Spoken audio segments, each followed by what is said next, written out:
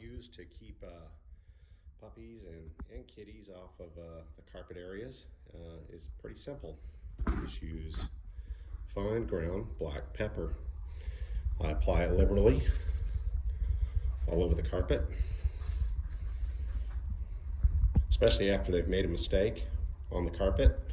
You want to put it really thick on there, okay? And around the legs or wherever your chair, if it's not a carpeted area, they just pee on the chair leg. You want to put it around it, probably about a foot wide around it, or whatever they pee on, about a foot away from it.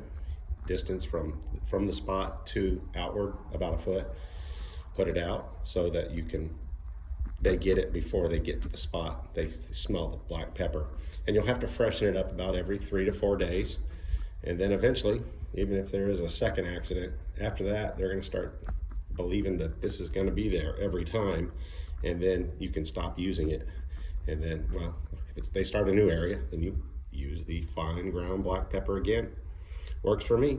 God bless.